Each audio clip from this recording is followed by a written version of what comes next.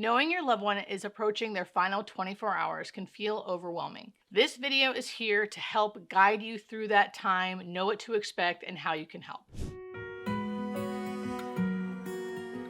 As a hospice nurse, you're going to be having a hospice team that's going to help you during this time. So we are going to be your point of contact during this time. But I do want to curb expectations and let you guys know that a lot of times the actively dying process doesn't necessarily mean a nurse is going to be with you 24/7. In fact, they most likely won't be. During the last final stages of life, during the actively dying phase, a nurse will likely visit every day, but they won't stay at the house. So it's important for you guys to know that and know that you can always call them, always ask them questions, but they won't necessarily be there 24 hours a day. When people don't know that, they often feel abandoned. I heard that a lot while I've been nursing, and I hear it from my followers that they felt abandoned or left alone during this scary process. So hopefully this video is meant to help educate you so it can feel less scary, so you don't feel so alone and you know what to do and what to expect. So the first part of this video is going to be talking about what they will actually look like. What can you expect their body to be doing and how they will be looking? So in the final 24 hours, you will be noticing many changes in your loved one. Now, these changes will have already started happening probably a few days prior, but the last 24 are very specific. And generally speaking, your loved one will be fully unconscious. So they will not be waking up. Even if you were to shake them to try to wake them up, which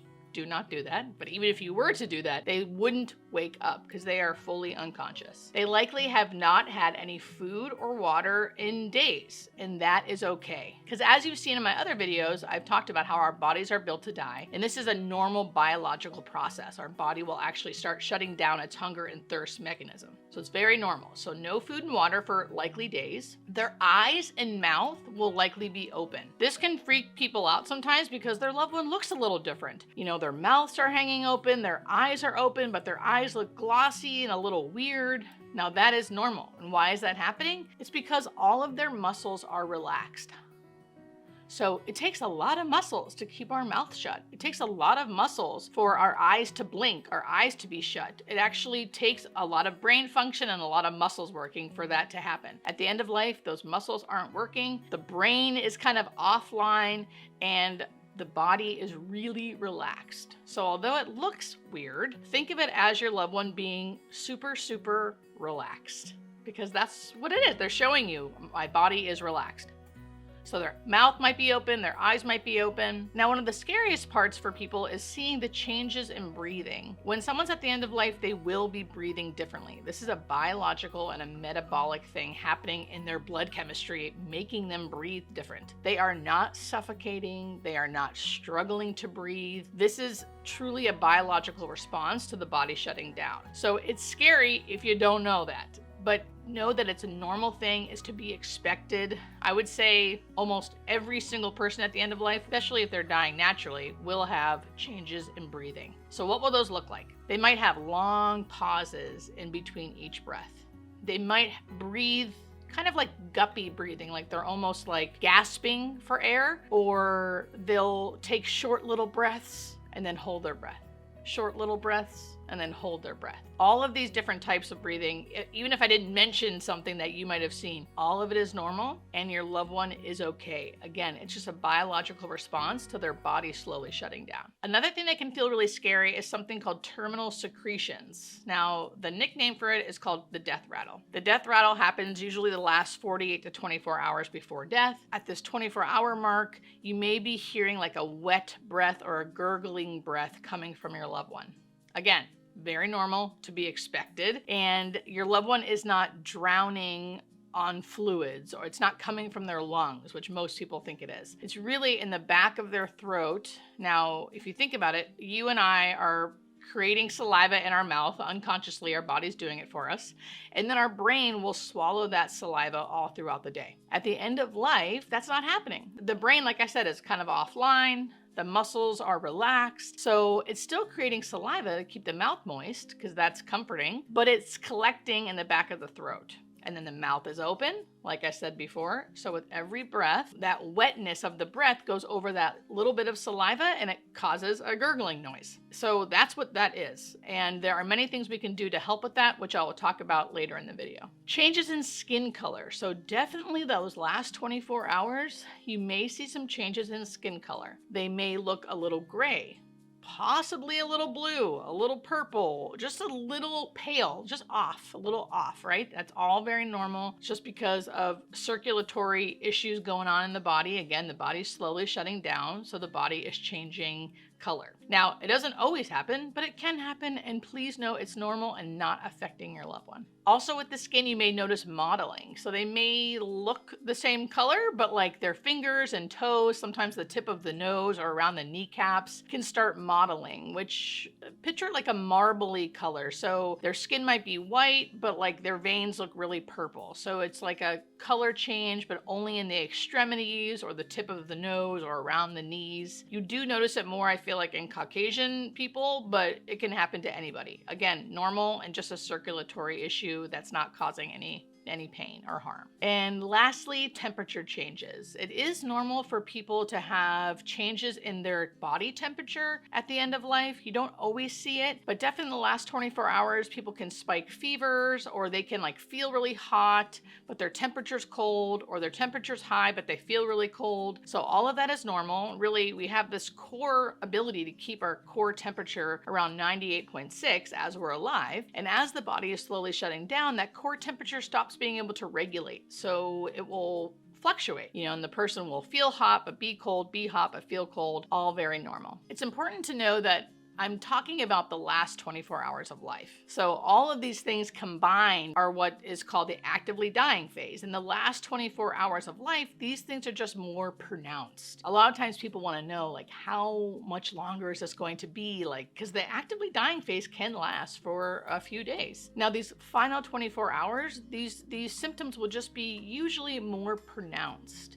And again, not causing your loved one any harm, but it's important to know these things so you can, if you want to, know when to call family, know when to stay in the room, know when to be with your loved one. You can kind of gauge how close they may be to death. So here are some practical things you can be doing during this time to care for your loved one. Number one, you will have comfort medications there that hopefully you've already worked with your hospice team to talk to them about what's there for what reason. Now, during this time, if your loved one's not showing nonverbal signs of pain, you might not have to do anything or give any medication. It depends on what you've been doing with your hospice company and your hospice nurse. So some nonverbal cues of pain or discomfort would be your loved one's fro being browed, or their whole face kind of scrunched up, maybe moaning, maybe restlessness, maybe when you turn them, they make a lot of noise or feel uncomfortable. To me, those would be signs to give some comfort medications. Now, usually the comfort medication we give is sublingual morphine, which I've talked about in other videos. The different medications you should give or that you'll be provided, you should be talking to your hospice team about that. But just know that you will have medications available to give if needed. For the changes in breathing, you don't need to give medication or oxygen for the changes in breathing. You only would give medication for that if your hospice nurse or you started seeing that your loved one might be uncomfortable. So if they have changes in breathing and it looks like they're really laboring to do it, or like they're making facial expressions with every breath, then maybe they do need a little morphine to kind of relax their central nervous system. But generally speaking, those changes in breathing shouldn't really be causing them harm. Now, the death rattle or terminal secretions. Here's what you can do for that. Now, one, you're already doing it. You're educating yourself about what it is and that it's not harming your loved one. So take some comfort in that. So you don't necessarily have to do anything. A lot of people still want to, so here are some tips and tricks that I tell my patients. One is positioning. So you can sit them up. That will just clear their throat a little bit because you're changing their position. You can sit them up and then turn them almost fully on their side. So that way the secretions can come out of their mouth. A lot of times we'll give patients and their families like a sponge on a stick, and you can use that sponge on a stick to kind of clear out the secretions. A lot of times just changing positions or doing a quick swipe with that swab will help clear those secretions. So you can just manually do it. Now, we don't use suction. We can technically, if you really wanted to, we could get you a portable suction, but we don't normally do that because usually trying to continuously suction out the terminal secretions causes more secretions. So you're actually like making the problem worse by trying to like help the problem. Hence why we don't usually do that on hospice. The second thing you can do is medication. So we do have medication to dry up the terminal secretions, and I am all for those medications if they're working, but I don't necessarily love them because they dry out the mouth, and dry mouth is kind of uncomfortable. So if you do go that route, I would suggest you continuously do oral care with those sponges again, right? Putting some water, like cold water on a sponge or grape juice or something to like moisten their mouth so they don't like just fully dry out. But the medications can also be really effective. So for the fevers at the end of life, fevers can be uncomfortable at times. Sometimes families just let it be and use cooling measures, which would just be like cold cloths on the forehead, on the arms right here. Any of the pits would be good. It kind of cools down the body. I love nice cold packs underneath the knees. That can be really comforting and can help cool the body down if they are having an end-of-life fever. We do also supply Tylenol suppositories, so super effective. You know I love a good suppository. I've already done a bunch of videos about medications in the rectum, but I understand if someone is in the actively dying phase, you know, to turn them and give them a suppository can really disrupt them a lot. So not everyone likes to do that, but that is something you could do. As far as the skin color changes and like the eyes and mouths being open, generally speaking, we're just going to let it be. So a lot of this time, the last 24 hours of life, is more of a being with your loved one than doing things for your loved one. I would always reiterate the clean, safe, comfortable method, meaning ask yourself, is your loved one clean? Are they safe?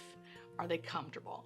And if you can say yes to all of those things, there is nothing you have to do. You just be with them and prepare and be with them how you feel comfortable. Try to be as present as possible, take care of yourself during that time, and just take it a moment at a time. Here are some practical things you can do to help yourself just be with your loved one, like I was saying. So there's also an emotional component to all of this, of course. You may have had a long journey with this loved one, being their caregiver for 10 years. This may be an acute thing where like they were okay last week and all of a sudden something shifted and now they are getting towards the end. Either way, there's an emotional component to that, right? There's anticipatory grief where you're kind of waiting for them to die, which feels weird and uncomfortable. And you may have thoughts that make you feel uncomfortable, like how long is this gonna take? Like how long can they last without food and water? Why are they still here? When should I call the family in? All of these things, right? And a lot of those things that come into your mind may cause guilt and shame. From what I hear from my patients and their families and just friends and loved ones who I've seen die. You know, it's very normal and typical to have those thoughts, to wonder how long is this going to be, reassuring yourself over and over again that they're not suffering. All of that stuff is called anticipatory grief, and it's normal. You're kind of grieving them before they're actually gone. And it's really uncomfortable to sit with your loved one and see them look so different and know they're going to be gone soon, and yet they linger, right? It can be uncomfortable. You want to be with them as much as possible, but also it's hard. And it's hard to sit in those feelings. So here are some practical things you can do. I think the first thing is just understanding that it's normal and okay to feel that way. You can take breaks, you can take showers, you can go get coffee. And I will tell you that there are times when people do that and then their loved one dies. And then they're like, no, I missed it. I can't believe it. I wasn't there. That is really normal. It's really normal for people who are dying to actually wait for everyone to leave the room until they die. It's also normal for people to wait until everyone is in the room. Sometimes it's on their time. It's not on your time, and you're not doing anything wrong by taking care of yourself. I would also, ask for reinforcements. Get people there if you think it's appropriate and you want them there. Know what your loved one would want. If you're unsure, think about their personality. Would they want choir music in the room? Would they want candles lit? Would they want rock music? Would they want the TV on? Would they want it quiet? Would they want to be touched? Wouldn't they want to be touched? These are all things you could ask before the time has come, so or if you haven't done that, just think of their personality. Think about what they were like when they were talking and walking and what they would want. This is also a time to be saying the things you need to say, saying goodbye, letting them know you're going to be okay. Saying all the things you ever wanted to say. Now, you may have already done that, and that's amazing. If you haven't yet, now is the time. This can be a scary, sad time, and by being prepared and knowing what to expect, it can feel a little more sacred. It can feel a little more precious. Things can feel scary and sad and precious and sacred at the same time. And I think knowing what to expect, thinking about what you would want, what they would want ahead of time will help with those things.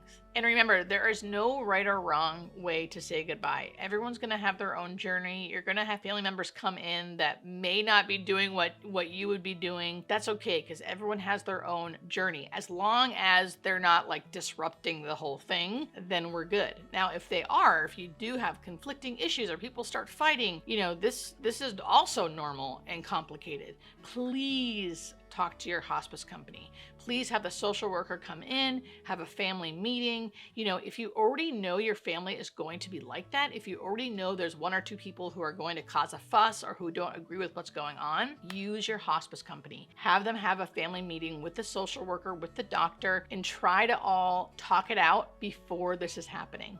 Okay, if you haven't done that, do it then. Start utilizing your hospice team. There's a chaplain, there's a social worker, nurse, doctor, CNA. We all can help you with that. The last thing I want to talk about is your loved one's actual last breath. Right? So these last 24 hours can feel really anticipatory. You're kind of like, is it going to happen? They're breathing so strangely. You're like, is this the last breath? Is that the last breath? You may feel uncomfortable giving medication because you're like, what if I give them medication and then they die? Which again, can and will happen sometimes, and you're not killing them.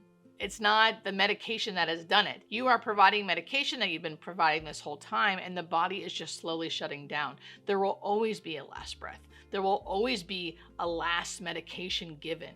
That does not mean that last medication is the thing that tipped it over. I promise. But that is a very common thing people think. So just know that it's common to be kind of like waiting and watching and maybe being a little hyper vigilant. This video is hopefully here to help you not have to do that. Being aware that you're doing it, stepping back and telling yourself, my loved one is clean and safe and comfortable. I can just be here. I don't have to be hyper vigilant watching every breath. But know that many times people will think, oh, this is the last breath. And then they won't breathe for a good minute and a half. And then all of a sudden, they breathe again. And it can almost startle people. I've seen many people be startled by thinking their loved one was gone and then they weren't. It's just important to know that this stuff happens and it's okay. It's okay. People even laugh at it sometimes, like, oh my God, they scared me. It's okay. It's all okay. It's important that we know this can be, and you just take it a moment at a time. So once your loved one does take their final breath and you do think they are gone, you can call your hospice team and the hospice team can tell you what to do next. I also have a whole video about what happens after your loved one dies on hospice, so you can check that out. So these last 24 hours can feel daunting and overwhelming, but also if you know what to expect and be present, they can feel sacred and precious at times. So please know that you're not alone. You can call your hospice team if you need help or have questions. So hopefully this video gave you some knowledge and some comfort, and remember to lean on your hospice team. They are here to help.